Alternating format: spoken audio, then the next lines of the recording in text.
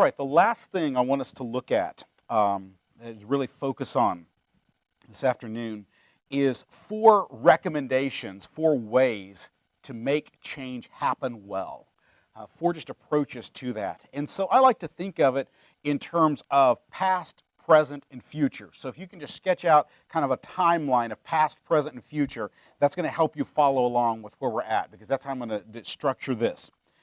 But I also want you to put something, sort of an arc over that with the word glory above it, okay? Glory. So just work through that. That's going to be the way we're going to sketch this out. And so the first way, or the first recommendation, is the most important one. Remember that the goal is glory. That's that top one right there. The goal is glory. Your goal when you're trying to make a change in your congregation is not getting your plan implemented. That is not the goal. It may be an effect, it may be what ought to happen, it may be what does happen, but it's not the goal. The goal is the glory of God. That's the goal. The goal is the glory of God. And I know we all know that, and I know we all believe that, and I know we can all recite the first part of the Westminster Catechism on that, but we need to be reminded when we are leading that the goal is glory, and not my glory. His glory. His glory alone is the goal, because when you get in that uptight, tense point of leading and nobody wants to do it, it feels like what you're wanting them to do, when that is happening, you forget that the goal is glory. You can so easily forget that the goal is glory. So first off, when you're making a change, don't forget that the goal is glory, that's the goal. So then go to the past. And under that put remember. Remember. And here's what I mean by that. Know why things are the way they are. Know why things are the way they are. Before you change something, know why things are the way they are. Know why they started this ministry in this way to begin with. If you are in a church and you're wanting to make a change in a particular area, my recommendation would be you go back through the elder reports or through the business meeting minutes, whatever it may be, and you find out when and why they started what you're wanting to change. Not because you need to keep it that way, but because that helps you to understand what drove this in the first place. Why did we start doing this? Or talk to some of the older people and love on them and say, have we always done this? When did we start this? Can you tell me about when we started this? And here's what I've found in that over and over. If you can connect the change you're making to the original reason they started doing something, it's going to smooth the way a lot for you. Because if you can say, you know what, the reason we started doing Vacation Bible School at this week and at this time is because we really had a passion for a particular neighborhood in our town in which the children in that neighborhood, we were wanting to reach them with the gospel. And then you could say, but you know what? And that was a great purpose. We are so glad, and we had many good years of that. But you know what? Now, that same neighborhood that was the reason we chose to do it this way in the beginning, that same neighborhood is all 70-year-old people, and none of them have children. And maybe we should reevaluate and say, here's the original purpose why we did it, and let's do it in a different way to do the same thing that back 44 years ago when they started doing this, they do it for the same reason but in a different way. Know why it is the way it is. Figure out why it was the way it was so that you can make a change that then takes into account that, because if anybody there was alive when they did start it, and if you are making a change at that point, you may find out why they started doing it, and it may not be in the most pleasant of ways that you find out why they started doing it.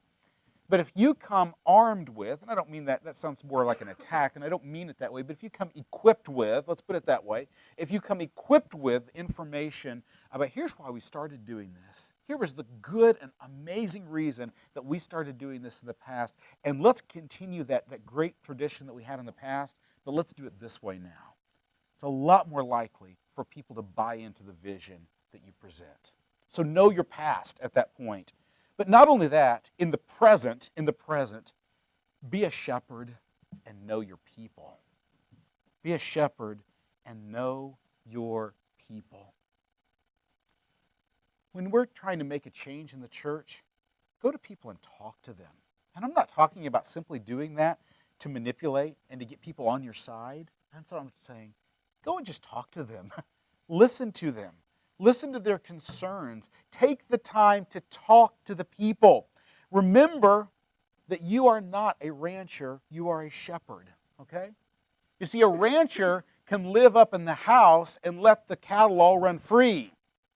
You notice that God never uses cattle as a metaphor for his people.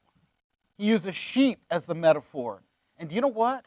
A shepherd, by the very nature of who and what he is and what he does, must live among the sheep. The shepherd lives among the sheep.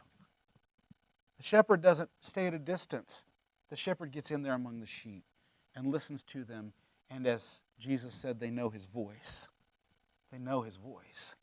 He listens. That's the model for a shepherd. So know the people. In the incident I mentioned earlier with Ralph, who was upset because his wife didn't get to play the piano, one of the things that his wife wrote back to me that just really cut to me in a different way, and probably not even the way she intended to, in trying to apologize for that, was she said, "You never really did like Ralph." And as I read that, I realized that's not really true, but the fact is I never really did know him, nor did I try to know him. And that was part of the problem. He was at a distance, and I didn't know this man. I didn't know him.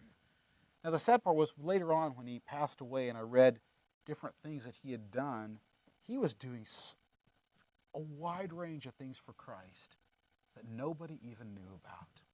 Nobody knew. I thought he was pretty inactive. The fact is he was probably one of the more active people, but he just did it quietly and gently and softly, and I didn't know him. Now, what I should have done was to spend some time with him. He was a cattle farmer. And what I should have been doing in that particular instance, and what I thought I was too good to do at that time, was to go out and mend some fences with him. Go out and ride in his truck for a little bit and talk to him.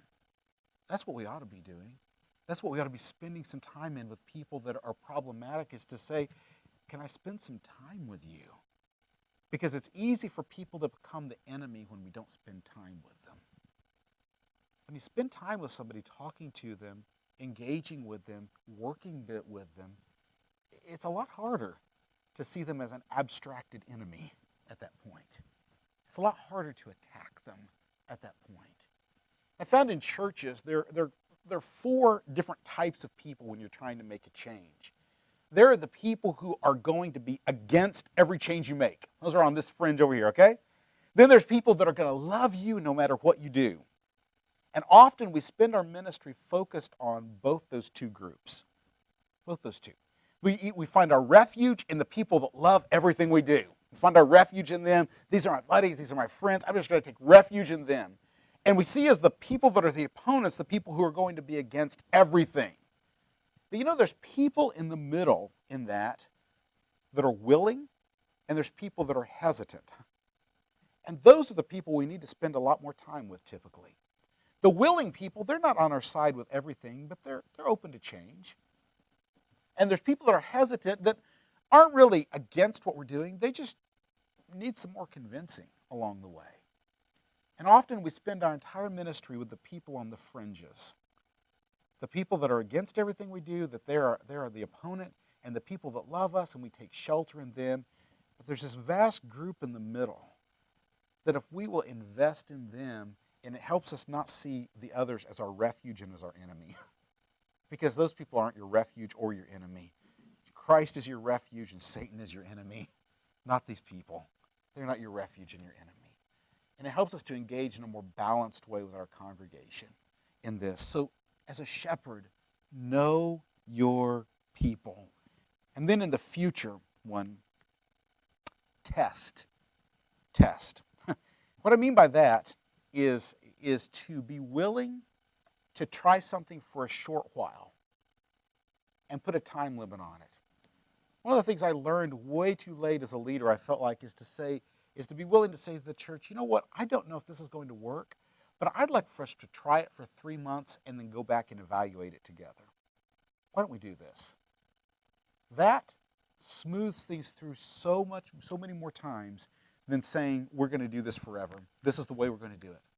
To say, let's try this for 3 months, and then let's really honestly evaluate it. I'm not saying put it for 3 months and then just try to pull back and make sure nobody notices and keep it going on forever. I'm not talking about that. I'm saying, let's do this and evaluate and make it stronger.